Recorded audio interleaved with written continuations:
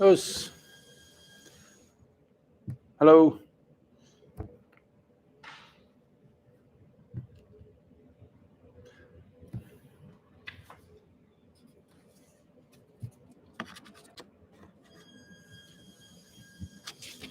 Let me know when you arrive. I'm so overwhelmed by the millions of followers that join us every week. But anyway, thanks for coming along. Hi, Frederick. How are you? Today, I'm just going to look at the whole idea of creating your own training flows. What I mean by that is it could be 5 minutes or it could be an hour and a half. Us, you're up early, Mac. Us. It could just be a couple of breaths. And particularly when you're coming back after injury or coming back after a layoff for whatever reason, it doesn't really matter, to reestablish your training routines is really, really important. And so today I just wanted to look at the idea of what it means to create your own flows, your own routines. And I'm going to run through a very short routine, which fundamentally, I'm leaving out a couple of things for the live stream, but fundamentally the routine that I'll do today is my morning routine for most days.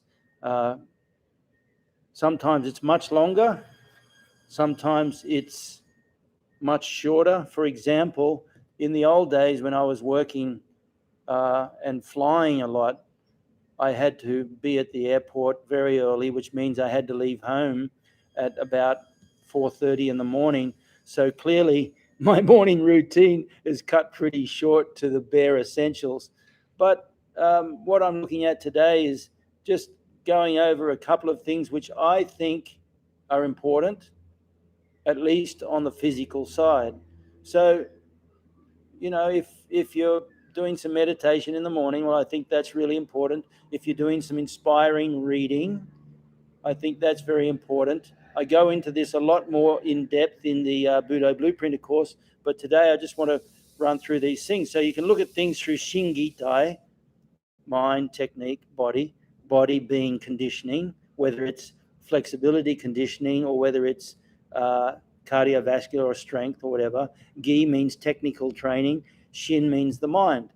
Now, from my experience, and I'm speaking with a lot of experience here, if you don't get that morning routine out of the way early, then the day takes over and you lose the opportunity. I couldn't tell you how many hundreds of times, maybe thousands of times over the years where I had a routine of studying inspiring reading, some meditation, and some exercise planned, but instead of doing that for one reason or another, I ended up doing something else. It might have been to do with work or to do with, in the modern era, to do with answering emails or something. And if you go down that rabbit hole, you can never get back to your morning routine. So it's really important. And I mentioned in the Budo Blueprint, there's an old saying, you're only as good as your last workout. And I think that's fallacious. And I used to say, you're only as good as this morning's workout. But I've recently changed that to be, you're only as good as your first hour this morning. Because it's the first hour of the day that sets everything up for you. It's like sharpening the axe for the day. You know how Abraham Lincoln said if you had 12 hours to cut down a tree, you'd spend the first 10 sharpening your axe.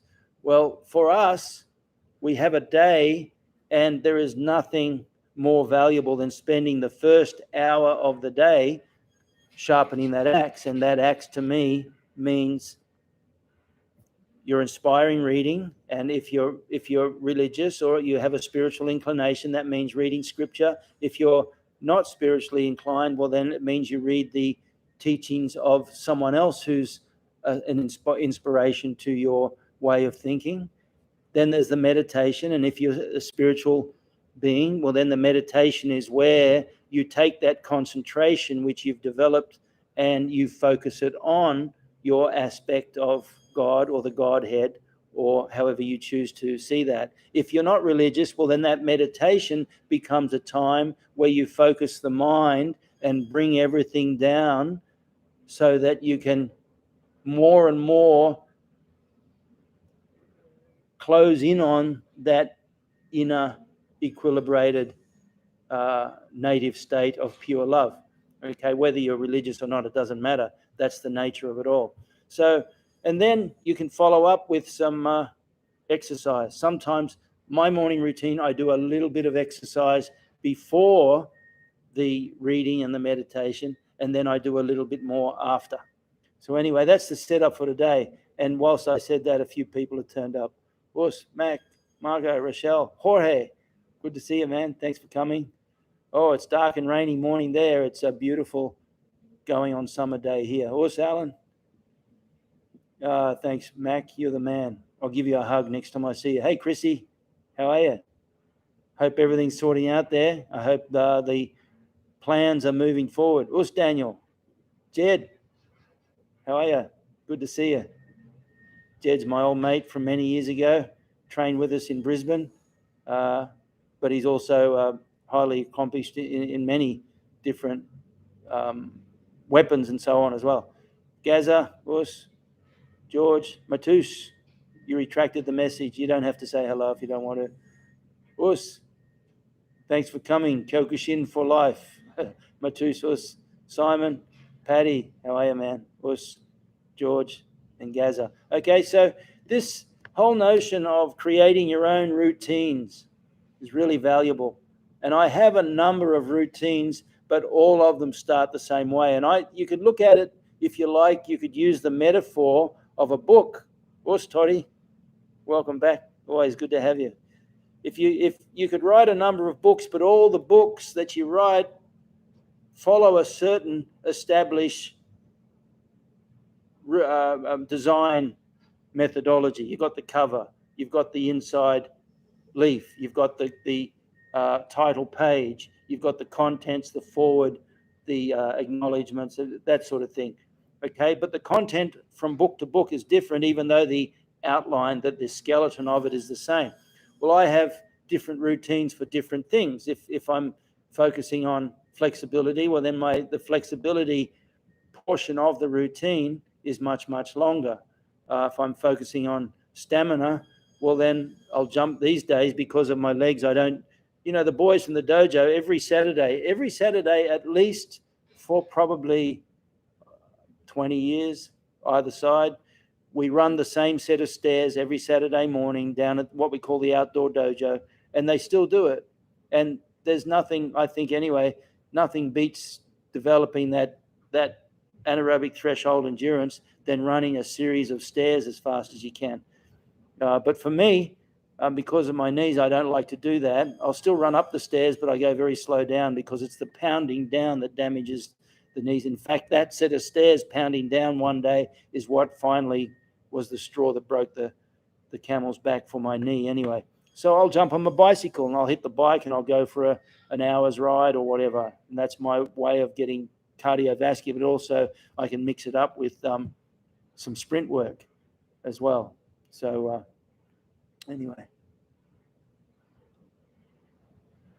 So I just want to remember, look, if you keep in mind the somatics. Well, what are the somatics? Well, the academically recognized somatics of the body are your cardiovascular endurance, your speed, your strength, and your flexibility. And then you have to look at the role each of those plays with each other, and also the role each of those plays in your particular routine.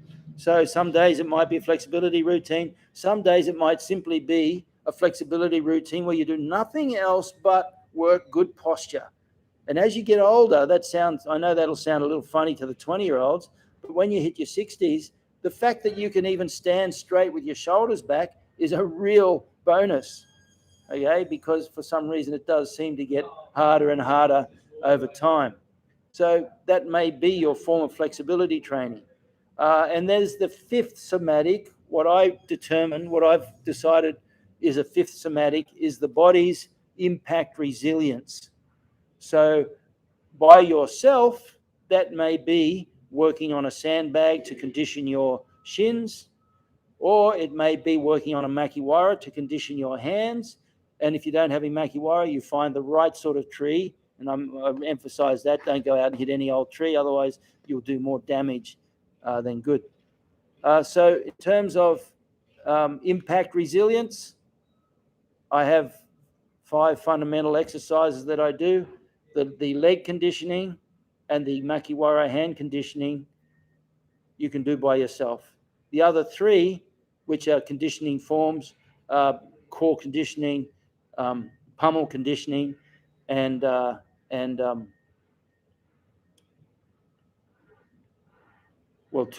leg conditioning, the exchange, the kicks. So the leg kick conditioning, the body conditioning, and the pummel conditioning are 3 types of conditioning that you do 2-man, makiwara and leg conditioning on the sandbags you do by yourself. So if you're working on that impact resilience, that becomes a whole session in itself. If you're working on flexibility, that becomes a session. The interesting thing is that some of those somatics transfer much better than others. So by that I mean sprint work is really good for speed. When I was training for the World Tournament, I used to do a session once a week on a hill that was about 3 to 5 degrees down. And it was grass, and it was very soft grass, thank heavens, because a number of times I fell over. But the whole idea of doing sprint work on a slightly downhill slope, not too steep, otherwise you have to force yourself to slow down, and air conditioning. But I used to do the hill sprints, and what that would happen on a slope which is only very, very light, maybe 3 or 5%, is that it'd force you to overcompensate your speed. So it'd push your speed, push you to be doing speed work beyond what you're normally capable of doing on a flat surface. So that's one type of speed work. Strength, but speed work doesn't necessarily transfer very well to flexibility. In fact, it may have the opposite effect. Strength work is the same. The strength training, weight training, and so on. And it's interesting because weight training as a form of cross training only became popular in many sports in later years. Remember that Solsai was training with his weight training teacher back in the 50s. Okay, Todd, you and Chris, you're expelled. Go home. And so weight training may impact on certain other somatics in a negative way, but in general, weight training, provided you understand, and I'm not a weight coach, that's what Mitch Kachonda, I defer to his I defer to his wisdom all the time, but weight training has very high transfer to other sports, provided the planes of motion are good. So, for example, people say you do push-ups, but you also have to do pulls, so you do chin-ups. But the point is, the plane of motion for the chin-up is not the opposite plane to the push-ups. The plane of motion for the push-ups is opposite to lat pulls, for example. So you have to understand that the planes of motion all change. For punching, well, then the push-ups and the lat pulls are very important. For grappling, the lat pulls are very important. The chin-ups are valuable, but it's a different plane of motion. Okay, so those planes of motion are really vital to understand. What I'm looking at today more is what you can do by yourself for your own personal training routines. So I'm just going to run through a little routine, and it's warts and all, okay? I'm not trying to pretend that I'm something I'm not. What I want, when I'm doing my morning routine, I may, take a little bit of extra time to stretch out my knees or something like that. It's not important. But I'm going to show you this routine. It'll probably take, I don't know, about 15 minutes or so. And it's a really great little routine that you can do, but tweak it to your own mindset, your own body, your own shape, your own flexibility. Oh, okay. You retracted that, Toddy. I'm glad. I was hoping you didn't leave. Thanks for staying. Jed, wish I discovered kettlebells and TRX. Well, there you go. You see, every now and I think kettlebells is one of those recent, when I say recent, maybe at least 15, 20 years ago, introductions. And I actually credit Tim Ferriss and his book, The 4-Hour Body, with introducing kettlebells in a wide way. There were people doing kettlebells all along. You've got Totsulin, he was teaching kettlebells, but it was Tim Ferriss and his book, The 4-Hour Body, which introduced the whole idea of kettlebells to a much wider market. And kettlebells are very sustainable. The problem with the health industry or the fitness industry or the body beautiful industry is that because of the nature of human consciousness, they have to keep introducing new things all the time. And any of the lads that train with me down at the outdoor dojo will confirm that for 20 years, we've seen personal trainers come and go. And sometime they're doing this, another time they're doing that, and sometime else they'll do this. And, you know, every 6 months or so, there's a new fad in the health and fitness industry just designed to keep people engaged. But they're not sustainable. But what is sustainable, I think, is kettlebells is quite sustainable. And of course, the martial arts is sustainable, and definitely flexibility work is sustainable. I remember quite a number of years ago when I lived in America in 1980 for about a year, and I was doing yoga. I went there initially to go and train in New York and Kyokushin because I'd fought in the Australian championships and did quite well. So I wanted to go to New York and train there for 9 or 12 months. But I got to New York, I stayed for 2 weeks, and I was drawn back to Los Angeles, where I lived in LA for the rest of that year and focused on yoga. But it was Raj Yoga, which means its primary aim is interiorization, focus and concentration and meditation. So the exercise portion of it played a very small role. Okay, and as you know, if you've read the Patanjali Yoga Sutras, you have the eight steps. That's 9, 8 steps. You've got yam, niyam, asan, pranayam, pratyahara, dharan, dhyan, and samadhi. So yam, niyam are just the do's and don'ts. Or if you want to be more accurate, yam, niyam is the don'ts and the do's. So the things you shouldn't do and the things you should do. Then asan, or asana, as is often pronounced.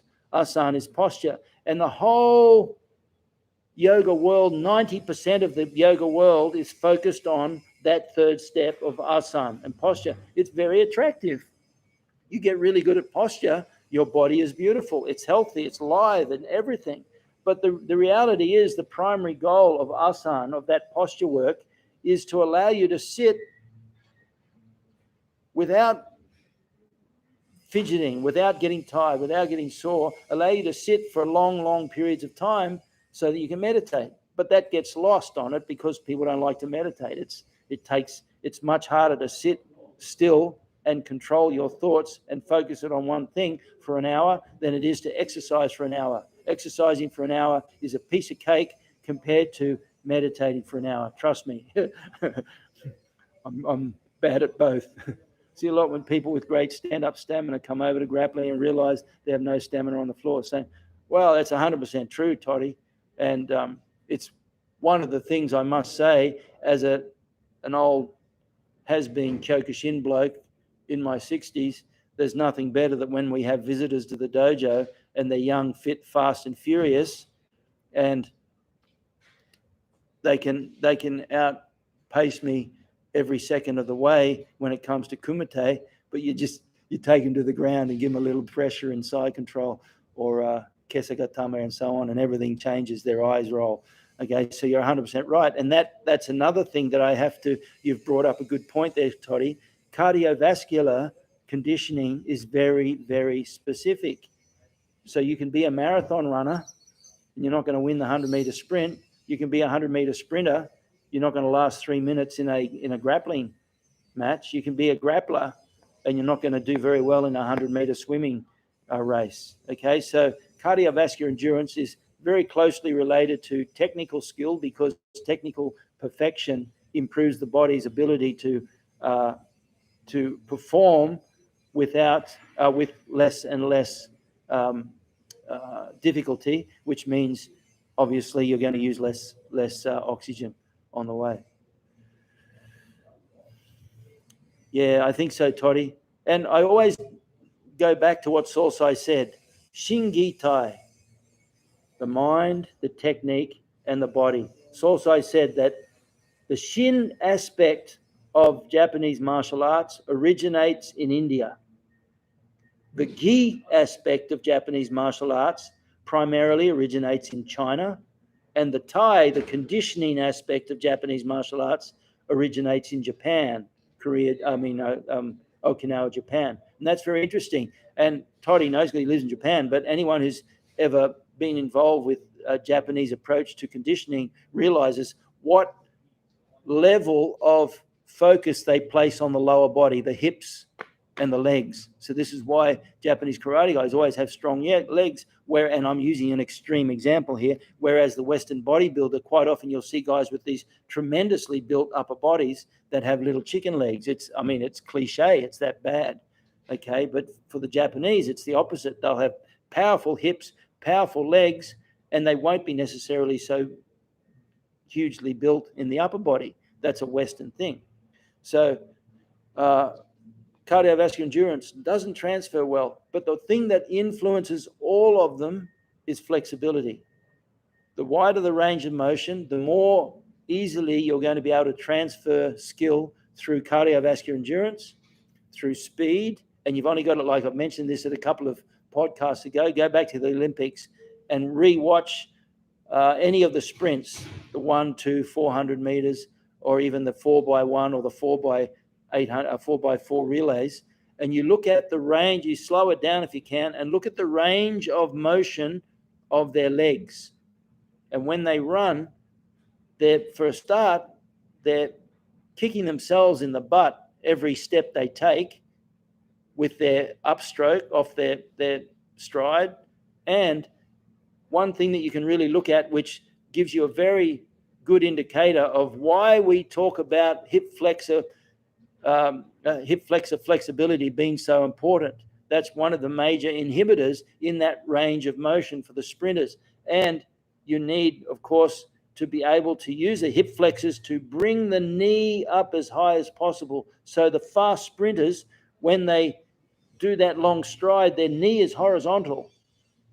Whereas the less trained sprinters, their thigh, the upper thigh, is starting to drop down more and more. And if you get someone to video yourself, unless you're a trained sprinter, you'll find that your thigh, when you do your stride, is low. And one of the best ways you can improve your sprinting and improve your running style is just do long strides, slow strides, just stride, but always aim for high knee drive. So it's really very fascinating to go to YouTube and watch some of these Olympic sprint races and look at nothing more than the range of motion of their legs. And you'll see when they're coming in for the last 100 meters or an 800 or a 1500 meters, and you see the ones who have been leading, and then they start to what they call bind up. And when they bind up, that long, beautiful stride starts to get shorter and shorter and shorter. Okay. Yeah, kids are usually flexible because morning routines at school. Yeah, I mean, not just at school, at work, and also the culture. I know it's changing, Toddy, but the culture of sitting on the floor helps to stretch the lower back. So this is why if you have any Japanese students in the dojo, generally speaking, when you do butterfly stretch and so on, they can lie forward a lot easier than Westerners can. Okay, so that's enough of that. I'm just going to go through my routine. Give me a sec because I've been sitting in Seiza, so my legs are a bit sore after 25 minutes. In fact, I might not have much feeling. So I'm just going to run through my one version of my routine that I like to do myself. This is just one of the versions that I do, and this is usually my default morning routine. Okay, it doesn't take that long, but it's a really good routine, and you can do it too. You can do it too. And with the stretching, with the flexibility work, you do whatever you want. Okay, but you could download this video and cut all this talk out, cut all the talk after out, and just zoom in on this thing, and then use that as a morning routine guide, if you like. And if you were able to pull it off regularly, fantastic. And then you can add a portion of a deck of cards if you like, a whole deck of cards, or anything you like. It's up to you. So let me get, my legs are starting to wake up. If you're wondering why I was stalling, that's why. Okay, let's see how far back I need to go. Oops.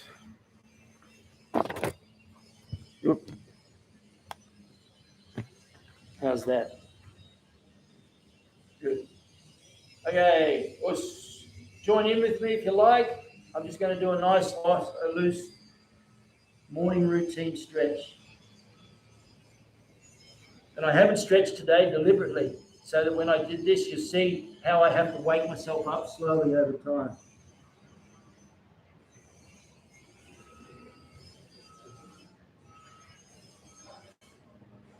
Stretch your lower back here. Try to keep your feet as parallel as possible. The more flexible you get, the more parallel your feet stay. If you look at this, watch my feet. This is interesting. Watch my feet. As I go down, because of the lack of flexibility, they'll naturally turn out slightly. But if you can keep your flexibility, they'll stay straight.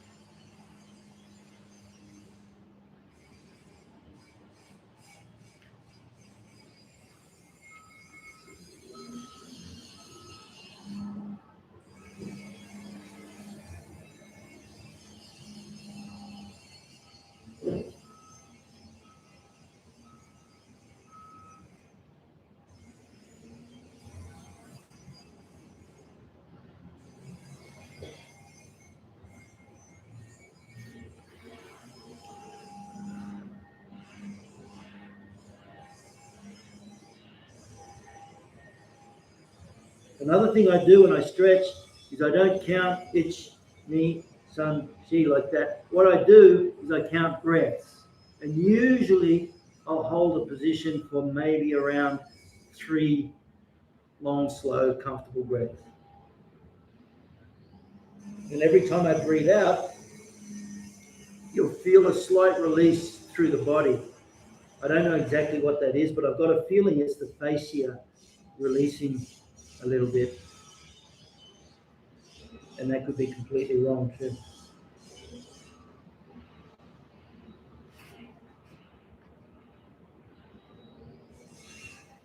Got to be careful because my right shoulder is really bad these days.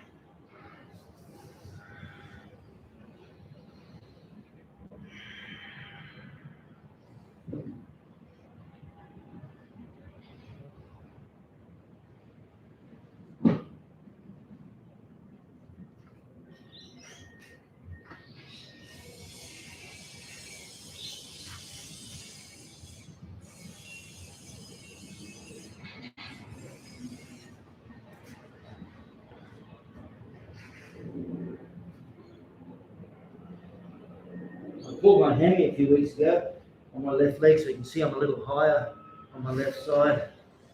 That's okay.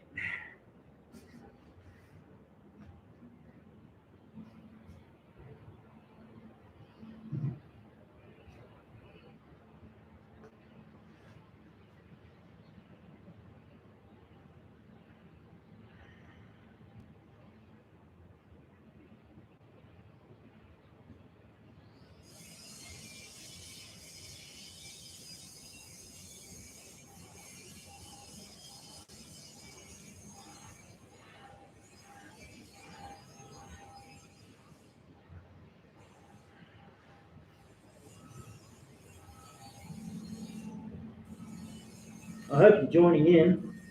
Don't just sit there staring at it. Otherwise, it's boring.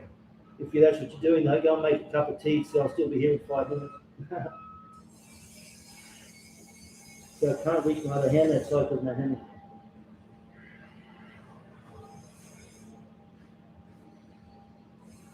I take my time here in the morning too. I like to relax into this position. And what I do is I'll do my spider fingers. And every time I breathe in, when I breathe in, not out, when I breathe in, I'll spider fingers. Then when I breathe out, I'll relax into that new range.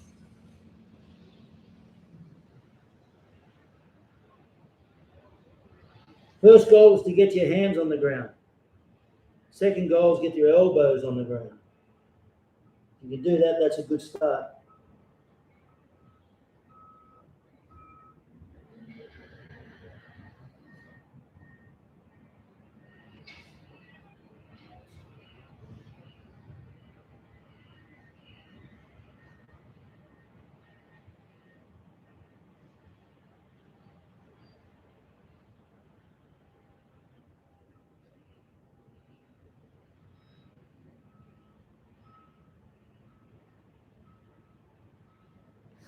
I've got to laugh. I say the first goal is get your hands on the mat, then get your elbows on the mat, then get your head on the mat. And Oishi Shihan, who's 70 years old, he says, yeah, get your hands on the mat, then your elbows, then your forehead, then your chin, then your chest, then your belly button. And he's like 70 years old, and that's exactly what he's doing. And everyone's giggling, but he thinks it's perfectly normal.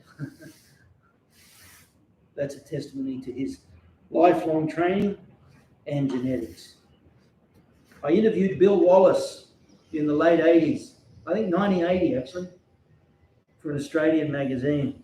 We were talking about flexibility and how he got flexible by training every single day for 15 minutes to half an hour. He said, it doesn't matter who you are, if you work on your flexibility, you'll get more flexible. He said, you may not be what they call super flexible, but by working on it, your range of motion will improve. And I said to him, what role do you think genetics plays in that? And he went, oh, about 90%. So even he admitted that genetics plays a big role.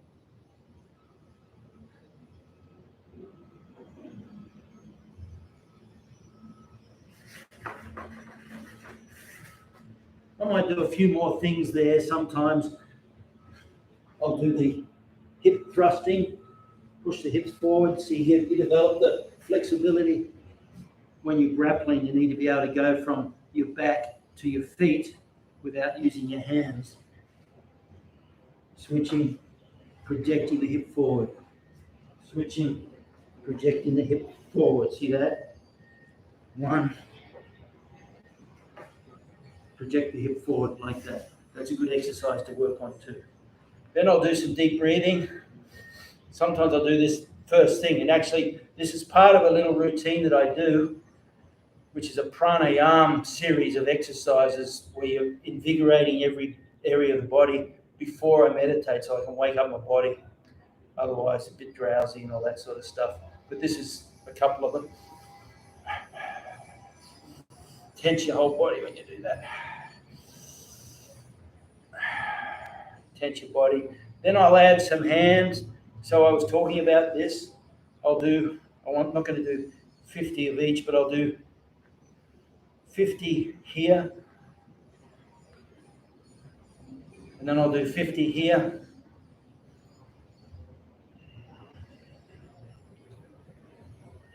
I'm not even counting them, so I'll do maybe 20 or so.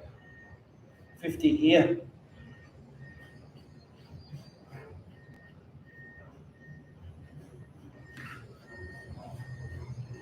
And then 50 up.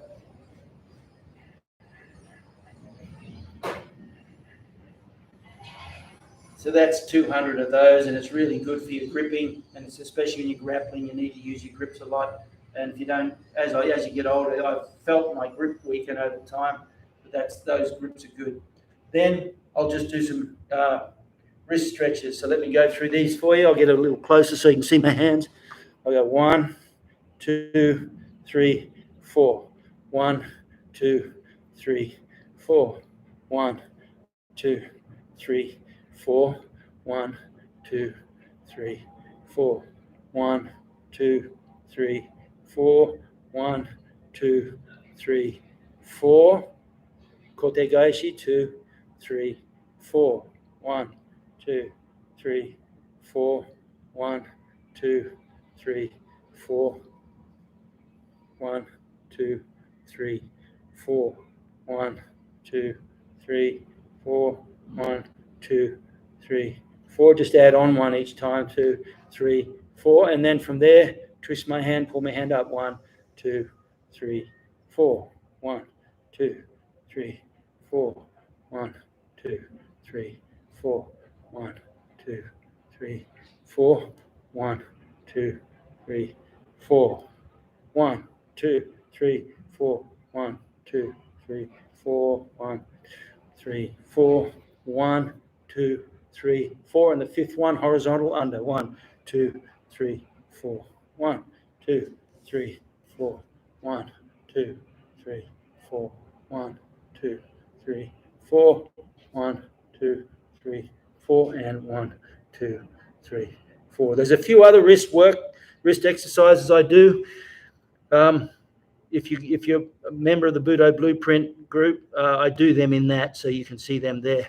But that's enough for today. Otherwise, it'll go on and on. But you've got to look after your wrists and fingers and hands as you get older. Particularly, I think I have arthritis in my family. I know my mum and my aunties all ended up with quite arthritic hands. So, I try to pay attention to that. Okay. And then what I'll do just to finish off in my morning routine is I'll just do some Sanshin and Tensho. And I don't particularly infatuate about the breathing or anything like that. I just do the movement in a way that I enjoy it.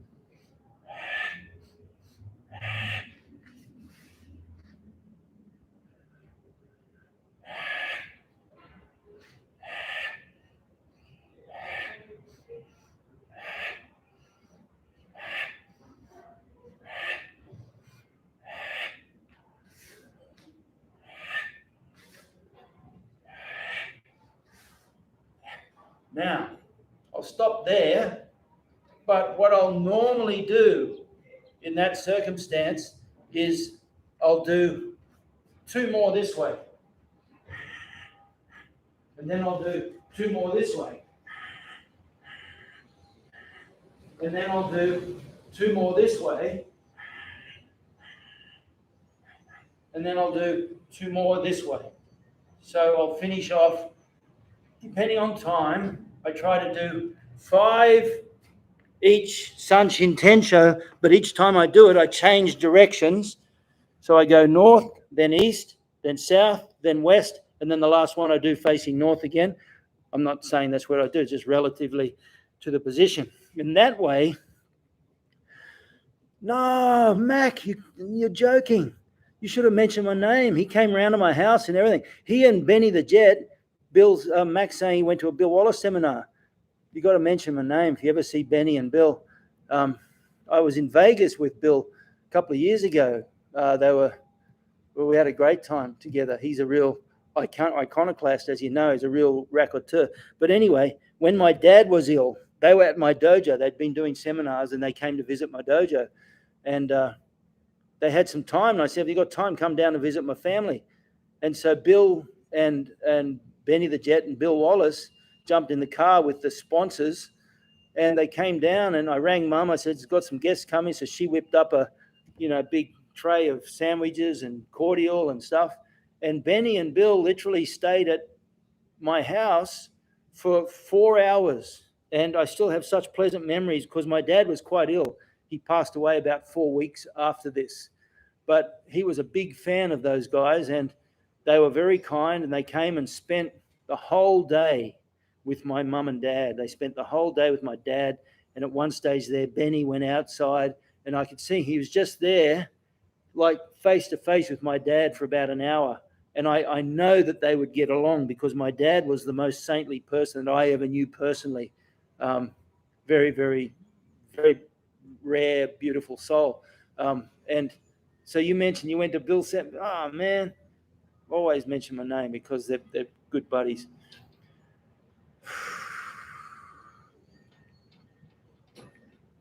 I'm just going back to read a few things here.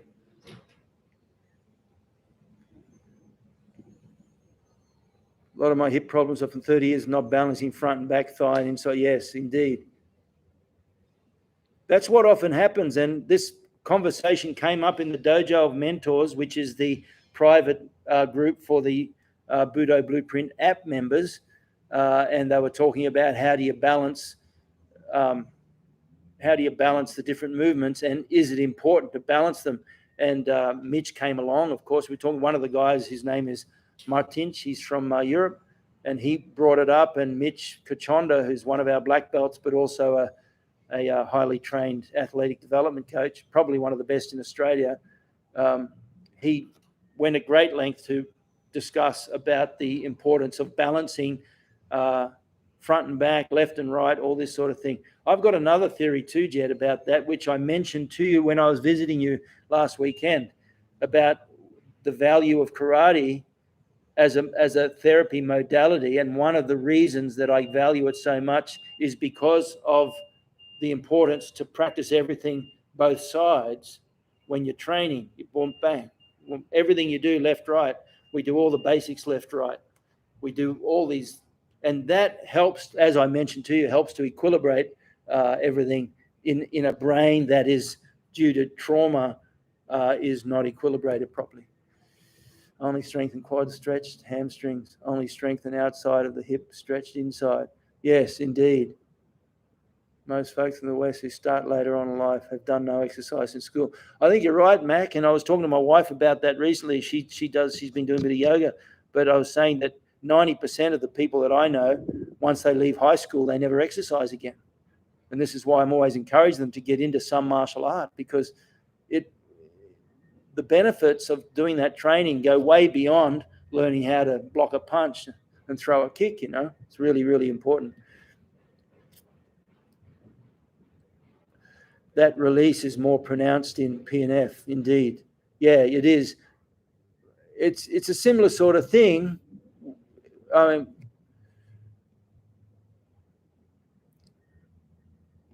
I think PNF basically is just one of those innovations which came out of the yogic stretching asana viewpoint, because this is what yoga does. It'll hold the position and then work on the release, whereas PNF, the proprioceptive neuromuscular facilitation, it stands for. But that's very similar, except of course you hyperflex, hyper-tighten and flex the antagonistic muscles so that when you relax, but you get the same effect with the proper breathing, I think, anyway, Mac. Where does plyometrics fit in? Rebalanced martial arts is specific. Also, have been quartering kinesiology drills with my kids as part of the warm-up.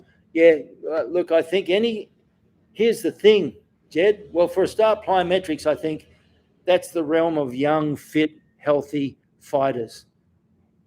I don't know that plyometrics has a role in general training for health and longevity, because it puts hyper stress on the joints. That's the whole idea of plyometrics. But it's very, very good for developing that joint stability and strength in teens and 20s, especially for tournament fighters. I used to use the plyometric work when I was training for tournaments. In fact, Ian King, you may know Ian, but Ian King, was it Ian? I was working with, no, maybe it wasn't Ian. It was another guy named Young.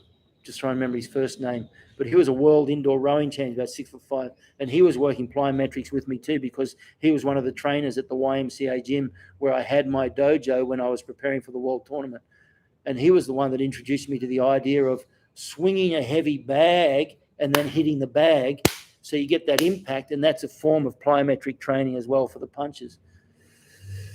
And as far as the kinesiology drill, look, I think here's the thing, Jed. Ian King points out, I mentioned Ian again, and Mitch Kachonda is one of Ian's trained coaches. There are a number of things that kids can do it's not original. I don't know if it's original to Ian, but the whole concept of broad-based athletic adaptation is very valuable. In other words, if you want to be good at karate, don't just do karate.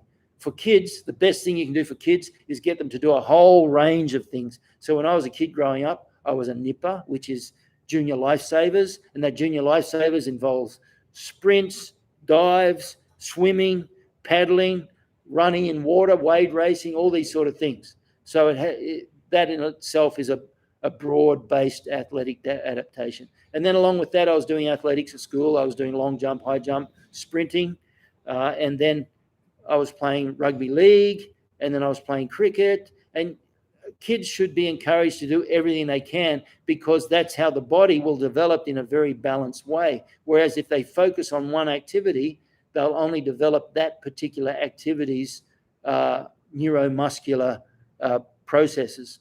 So in terms of the brain gym drills, what I do in the dojo, Jed, is very similar. We do a whole range of what we call animal forms.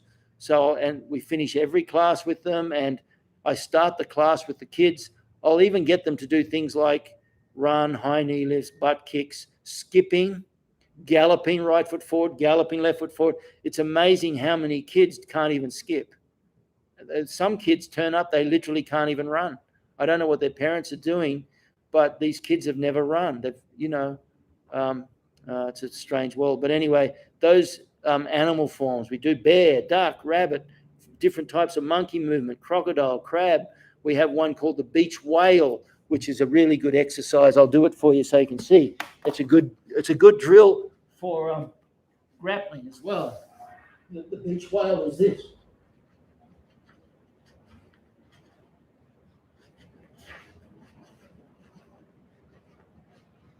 And that's very good to develop coordination with the kids as well.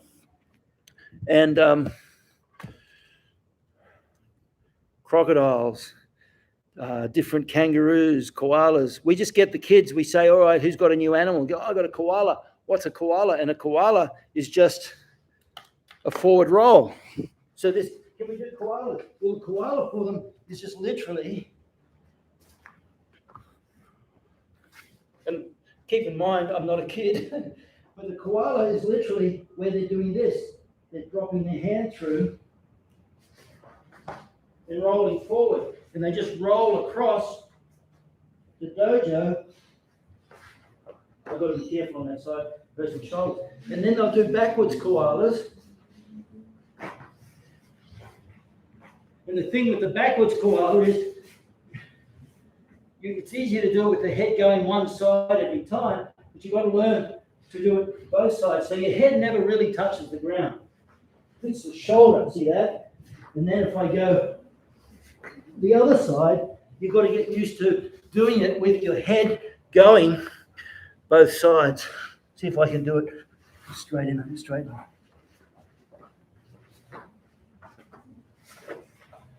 Like that. So each time you do it, and another good thing about that is that it really messes with your balance centers.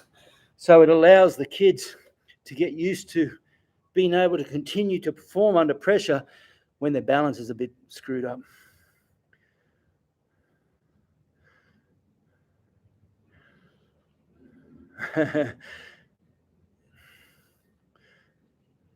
Finger walking, there you go. Yeah, I agree. And Jed, when we do the animals, the kids love it because for them it's exciting. Yeah, well, frog jumps we call rabbits. Big frog jumps we call kangaroos. Yeah, they're all different. It doesn't matter what you call them as long as they're creating movement in the kids that is requires a little bit of coordination and so on as it develops their body. So, yeah, good on you, Jed. I hear you. I'm the same.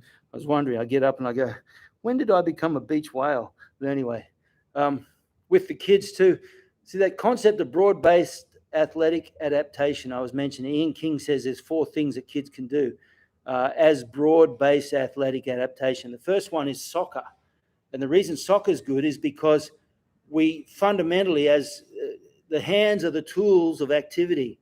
So we develop eye-hand coordination just as a part of life. We don't develop eye-foot coordination. So by working on soccer, you develop an incredible coordination with your feet. Another one you can do is what Ian says is martial arts of some sort, because the martial arts are left, right, forward and back. They work speed, they work flexibility, they work strength, and you're developing skill as well. Another thing that you can do is athletics. So track and field, sprinting, jumping, all that sort of thing. And another thing you can do is, I've completely forgotten what the 4th one was. I was just pulling it off the top of my head. But that whole idea is so valuable to get that broad-based athletic adaptation. And you can see it, I can see it in kids when they walk in the dojo. The ones who have had a healthy, broad-based upbringing, their coordination is completely different, another level. So anyway, folks, I hope that was something. Yeah, swimming. It could have been swimming. It's interesting you bring that up, Jed. I taught my kids to swim before they could walk. So both my kids were water safe. I mean, literally water. We had a swimming pool at home, and when they're 3-4 months old, we would go down the pool, and I would literally just drop my baby in the pool at 3 or 4 months old. And the way that I did it conditioned them to it so that they would sink down, rise up, turn around, dog paddle to the edge of the pool and hold. And I was always there for them. When they're 3 and 4 months old, I was actually in the water with them. And it got to the point when, they were 8, 9 months old, they were completely water safe. Even before that, to a degree, obviously, in a still pool. They're not going to be water safe in an ocean. But it's great to teach kids, and living up the Gold Coast where everyone has a swimming pool, the last thing in the world you ever want is for I used to hate hearing stories about kids that had drowned because they hadn't learned to swim. And you see you see it in movies all the time, some kid crawling over to the edge of the pool and reaching in to get a ball and he falls in. Well, if my kids did that virtually from the day I started the training to get them used to swimming in water from their first bath, would you believe? And there is a process that I followed. It's quite interesting. You've got kids, I'll be happy to share it with you.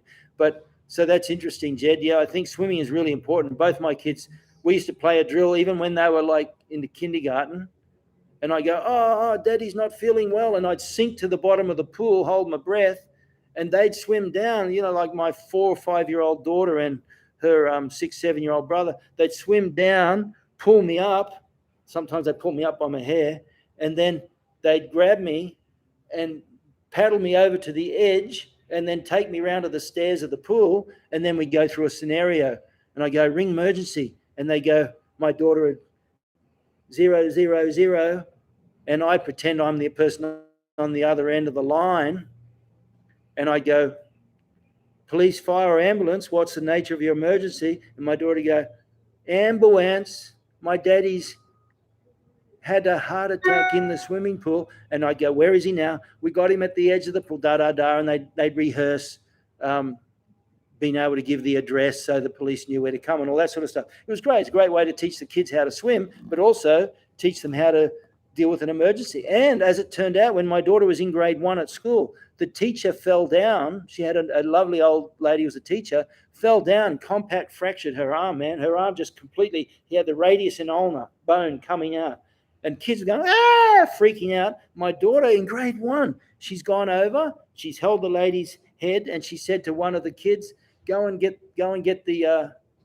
another teacher. And she's holding the teacher and she's going, it's okay, someone's coming. And they gave her this little, like the school, I don't know, they don't normally do it, but they gave her a little commendation for it because she was so cool. And the only reason she was like that was because we'd practiced this idea of dealing with an emergency from when they were like from virtually the day they could walk. But anyway, thanks guys. Us, once again, have a great day. Remember, you're only as good as the first hour of the day. Don't sleep in. Don't be slack. If you do nothing but sit there, read a book, well, then all you are is a bookworm. But if you get up, do some exercise, get out, enjoy the fresh air, move your body, all that, then that's a different world. That becomes the new you. Thanks very much, everybody. Us, look forward to seeing you next week. Us.